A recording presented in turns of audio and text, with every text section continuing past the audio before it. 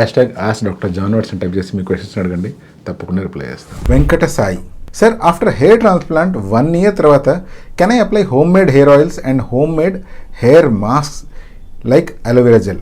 Hair transplantation జరిగిన తర్వాత మొదటి 5 days చాలా జాగ్రత్తగా కాపాడుకోవాలి. ఎందుకంటే ఆ టైంలో ఇన్ఫెక్షన్ వచ్చే ఛాన్స్ ఉంటుంది. ఆ టైంలో పొరపాటున చెయ్యి తగిలినా లేదా మీరు పొరపాటున బనియన్ లాంటివి కానీ టీషర్ట్ లాంటివి కానీ వేసుకుంటున్నా హెయిర్ గ్రాఫ్ట్స్ అనేటువంటివి డిస్లాడ్జ్ అయిపోయే ఛాన్స్ ఉంది.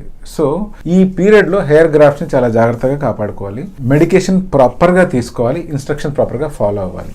15-20 days దాటిన తర్వాత ఇవన్నీ రాలిపోవడం మొదలు పెడతాయి కాబట్టి దాని తర్వాత కొంచెం తక్కువ జాగ్రత్తలు తీసుకున్నా కూడా కొత్తగా గ్రో అయ్యే హెయిర్ ఆటోమేటిక్గా గ్రో అవుతాయి. బట్ ఏది ఏమైనా కూడా అట్లీస్ట్ 3 to 4 months వరకు ఆయిల్స్ అప్లై చేయకపోవడమే మంచిది. ఈ పీరియడ్ దాటిన తర్వాత మళ్ళీ మీరు కావాలనుకుంటే పల్చటి ఆయిల్స్ అప్లై చేయొచ్చు.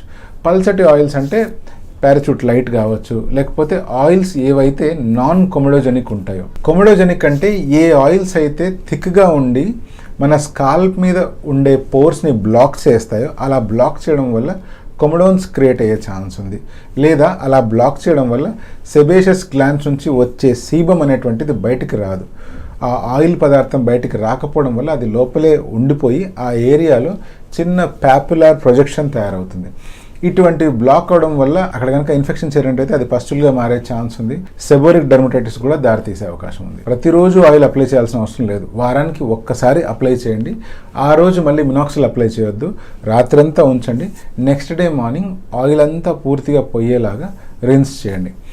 తర్వాత ఒకవేళ స్కాల్ప్ డ్రై అనిపించింది అంటే అలోవెరా జెల్ అప్పుడప్పుడు అప్లై చేసుకోవడంలో ఎటువంటి తప్పు లేదు.